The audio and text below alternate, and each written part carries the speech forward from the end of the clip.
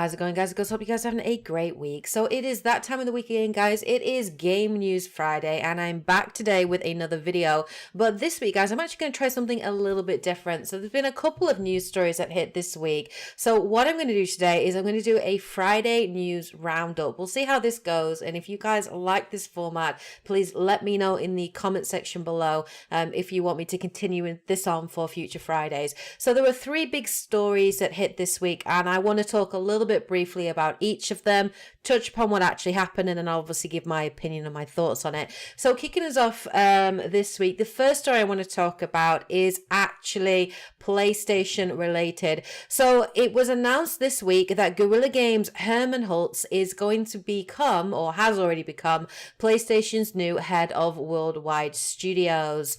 So who is Hermen Hulst? Well, Hermen Hulst was Guerrilla Games' managing director and co-founder, and of course Guerrilla Games are famous for the Killzone franchise as well as Horizon Zero Dawn, and most recently they have actually worked with Kojima Productions on Death Stranding, providing sort of technical advice and guidance on using their own in-house Decima engine. I am a big fan of Guerrilla Games, and I actually really like Hermen Hulst. He's replacing Shuhei Yoshida. Now, Shuhei Yoshida was temporarily replacing Sean Layden, who basically departed about a month ago from Sony to move on to other adventures. But Shuhei Yoshida is not completely gone. He is basically going to be looking at smaller indie development teams, and he's tasked with looking after them and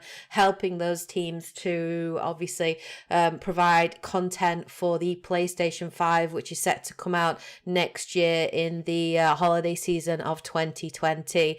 Hermen Hulst, as the head of worldwide studios, is actually going to be responsible for managing all of Sony's game development across its 14 internal studios. So it is a pretty massive job. Most definitely, it's a huge role for him to take on. Of course, this is part of Sony Interactive's restructuring ahead of the launch of the PlayStation 5, and it is showing this move forward by Sony to want to become a little bit more global. PlayStation CEO and President Jim Ryan, who was asked about Hulst's appointment, did talk about the fact that the reason they chose to go with Hulst is not only because he's an incredibly well-respected individual in the industry and has done amazing things at Guerrilla Games and has a long history working together with Sony since I think 2001, but because he is European, they want to sort of show how Sony are trying to become more globally based, and that obviously this news will make many European PlayStation fans and players very happy, and as a European I can absolutely confirm I'm happy to hear this news. When asked for a comment, Jim Ryan basically said that Hermen is a passionate advocate for the teams he leads and understands how to empower creative talent to build great experiences. I have no doubt that Hermen can lead our teams to deliver compelling and diverse experiences at a steady cadence, and I think he will do very well. I am a massive fan of Guerrilla Games. For me, Horizon Zero Dawn was one of the best games that came out this generation. It is absolutely one of the best games on the PlayStation 4 right now. There's a lot of other very good titles, but if you're a PlayStation owner and you haven't played Horizon Zero Dawn, you really are doing yourself a disservice. So I am a big fan of Hermen Hulst. I think he's a great addition to the senior team at PlayStation, at Worldwide Studios, and I think he's going to do really good things.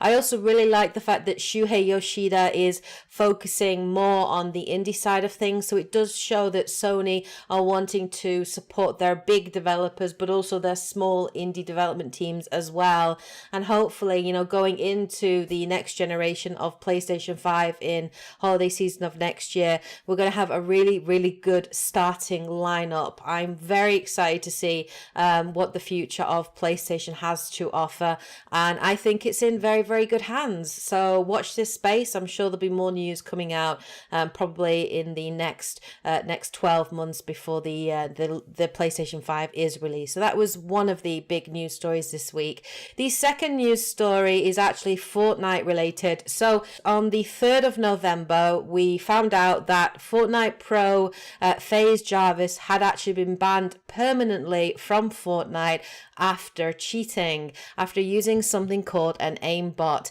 Now, this was done via his YouTube channel. He uploaded some content where he showed him hacking into the game and using this aimbot. For those that might not know, basically an aimbot is a cheat that players can use that perfectly auto-focuses your weapon's aim on enemies.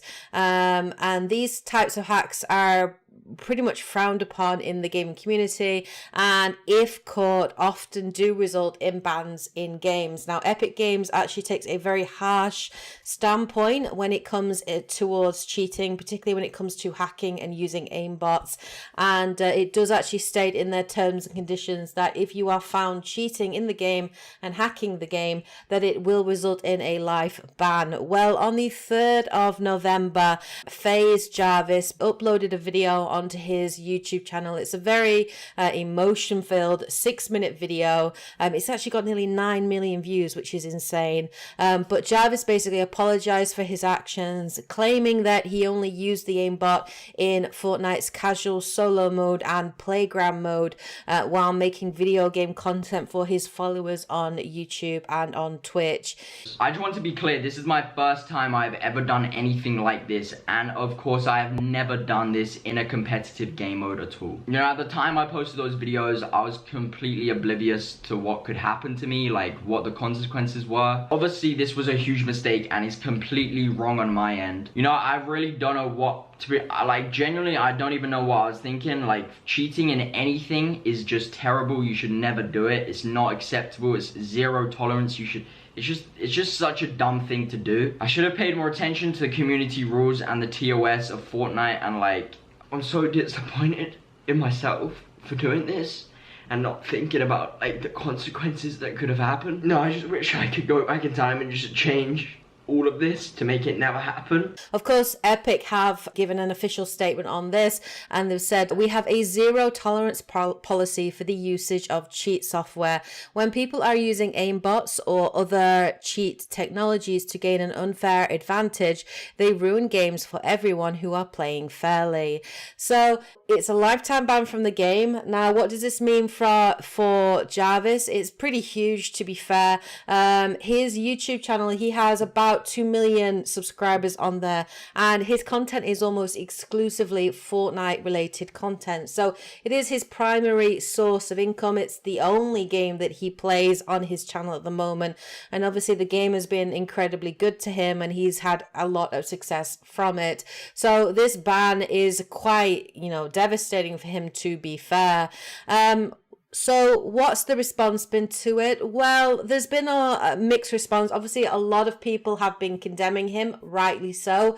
He did cheat. He did use a cheat code, and he did use an aimbot. And I hate people that use aimbots in games, in online games. Those people that hack into the game, they really irritate me, and I just think they're a scum. So, I can see why people are angry at him and are sort of quite happy with the result. But obviously, he has a huge fan base, and fans of Jarvis at the moment have actually started a campaign which is called #FreeJarvis. It's a social media campaign basically in support of the pro player.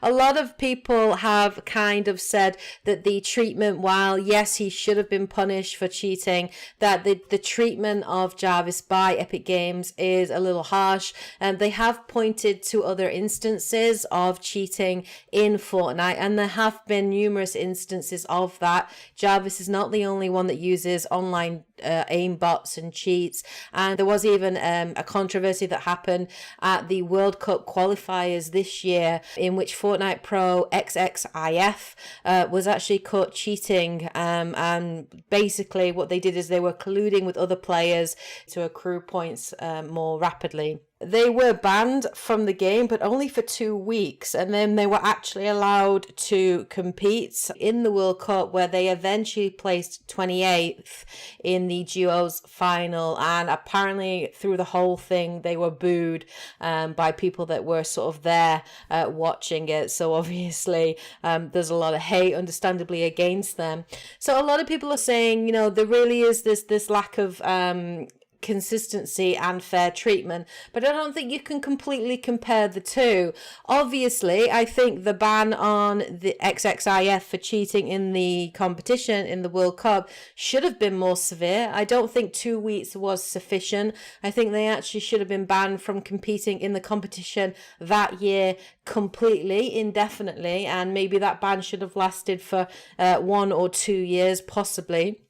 So I think that was actually not harsh enough. But they don't really compare. Obviously, going online and using aimbots and hacking into a game is a very, very serious offense. And I do think that Jarvis should take responsibility for it. I do think he cheated. He definitely should be punished.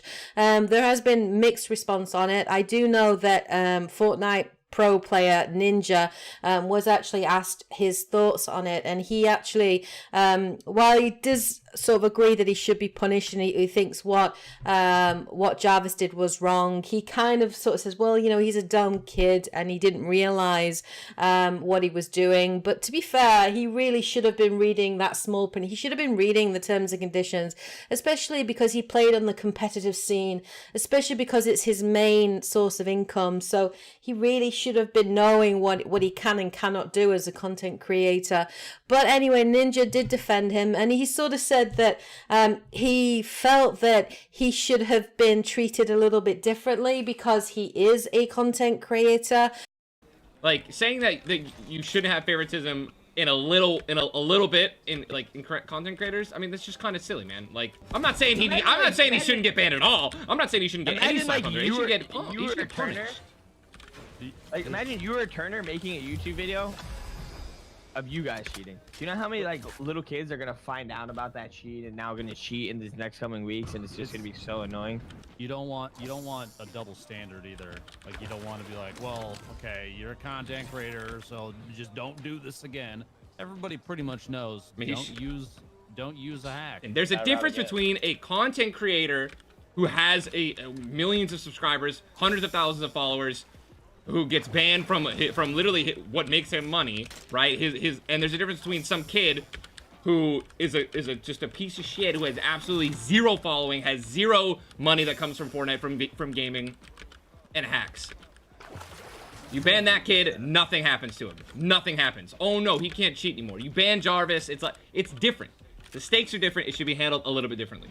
I completely disagree with Ninja there. I think he is totally wrong. In fact, for me, if you cheat and you are a content creator, I think your punishment should be even more severe, because you are, in my opinion, you're an influencer. You are someone that has a responsibility as a content creator. There are, you know, there could be hundreds or thousands or millions of people that watch your videos. Very, very impressionable young people as well that play that game. That you obviously showcase and you have on your channel. And if you are showing how you can get an advantage with aimbots and cheat bots and hacking, then people are going to try to do that. You might not be telling them how to do it. You might not be showing them where to download those codes or to gain access to do that, but you're still showing something that is inherently wrong. Cheating is inherently wrong. It is something that is in the terms and conditions. It is something that Epic consider quite a severe crime to do, and that's why they've banned him for life. So I actually think that he should be treated a little bit more harshly, because obviously as a content creator you have to know what you can and cannot do, and you have to take responsibility. You have to take responsibility for your own actions. So yeah, I completely disagree with Ninja on that one. I don't know how I feel about the life ban, whether or not he should just be banned from taking part in the competitive scene, possibly, and maybe it's a ban for 12 months or 2 years. I'm not sure a life ban is necessarily right, but I do think he should be treated the same as other people that have done it, or if not more severely. I certainly think that cheating is wrong, and I think he's definitely learned his lesson from it. So I guess we'll have to sort of see what happens to Jarvis, and if he can continue to grow his content on his channel by looking at other games. Maybe he'll become like a Minecraft streamer or a Minecraft content creator, because there's certainly enough of those. But anyway, that was the second big news story that hit this week. So the third thing I wanted to talk about this week is obviously this week, finally today, Death Stranding was officially released, but it has released to very, very mixed reviews. This game is completely like Marmite. It definitely looks like it's a game that you are either going to love or you are going to hate. And if we go on to Metacritic, at the moment it's sitting fairly strong at 83, and this is based on 83 critic scores. It has predominantly a positive response to it. So I think there are 67 positive reviews at the moment, 14 are mixed and 2 are negative. But when you actually read through people's responses and critical reviews of the game, they are so on opposite ends of the spectrum. So as you're trying to sort of delve your way through it, what does that tell you about the game? Well, let's have a look at some of the comments that we've got. We've got, some of the highest scores here, which are scoring 100. We've got Atomics. They call Death Stranding the birth of a new genre, and that it is a masterpiece. We also have PlayStation Lifestyle, which gave it a 95.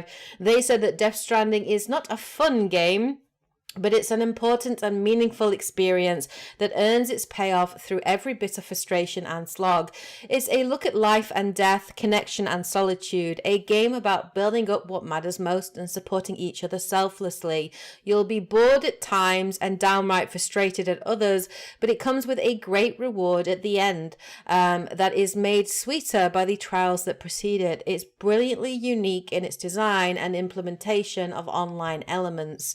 We then have Worth Playing. They give it a 99, and they said Death Stranding is a remarkable experience, full stop. It's the first game I've played where everything from the story to the gameplay work together as a truly cohesive project. IGN were a little bit more middle road, so they were sort of saying there is a fascinating and fleshed out world of supernatural science fiction to enjoy across its sprawling and spectacular map. So it's a real shame that it's all been saddled on a gameplay backbone that struggles to adequately support its weight over the full course of the journey. And then the lowest scores that we had Giant Bomb, who gave it a 40. Out of 100. He basically said Kojima's first post-Konami project is a bizarre, self-indulgent mess that never quite manages to tie its myriad pieces together. And the lowest score on there is a 35, which is from Stevivor. And it says, Death Stranding is an irredeemable piece of garbage that should serve as a warning to publishers who give developers carte blanche to create art. So which is it? Is it a masterpiece or is it a irredeemable piece of garbage? There's such a contrast there, and I think that it's just because of the sheer nature of the game. It's a Hideo Kojima game. Generally speaking, Hideo Kojima games have always been kind of, you either love or hate them, particularly in terms of his writing and his story and the way that his mind works, and the way that his storylines are always sort of kind of a bit out there, very philosophical, very sort of high end, they're not really grounded in too much realism. So maybe it's because of the story writing. It seems that some people either love or hate the gameplay.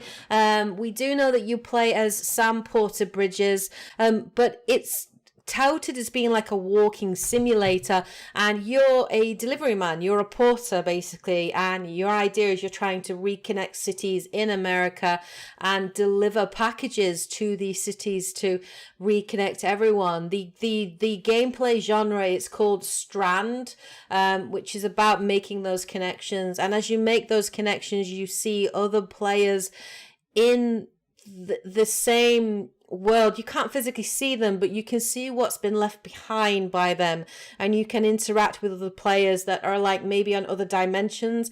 It's completely out there. It's a Hideo Kojima title, so it definitely seems that, you know, either you might love it or you might hate it. I don't know what to make of it, but it's had incredibly mixed reviews. I'm not overly surprised it's had such mixed reviews. At the moment, it seems like the user score is maybe a little bit lower. I think at the moment it's scoring a 6.8, which isn't very good, to be fair. So it'll be interesting to see how that goes as more people get hands-on with the game. I think this is going to be a game, it's very, very slow-paced game. It's a very, very different kind of open world experience. This seems to be more of an experience than a game, and it doesn't sound overly fun. So I think if you're looking for something that's fast paced and you're looking for something that's got maybe some action in it, something that's fun, maybe this isn't the game for you. I've ordered it. I've actually arrived today, so once I finished Outer Worlds, which I'm nearly there on, I am going to be jumping into Death Stranding, and I am going to be playing it, and I am going to be doing a review for you guys to let you know obviously what I think of the game. I don't know how I feel about it, whether I'm excited, whether I'm curious. I guess I'm a little bit of both, but I'm kind of going to go in maybe expecting to be somewhere in the middle ground. I think I'm more likely to be somewhere around where IGN is and that 70 mark, but we'll see as I play it and see what the game has to offer and see which it is. But I guess that's just, you know, the nature of it because of the type of game it is. Yeah, it's either your cup of tea or it's not your cup of tea. So I guess we'll have to wait and see. So those were the news stories this week. Some pretty good news came out this week. Some interesting things happened. Obviously, I'll be back again next Friday with more game content. Let me know what you guys thought of this style of doing a news roundup. Let me know what you think of it in the comment section below if you liked it, if you enjoyed it. Anyway, I'll be back again with more content later on in the week, so please look forward to that. Hope you guys are having a great week, of course. Take care, and as always, happy gaming. Bye, guys.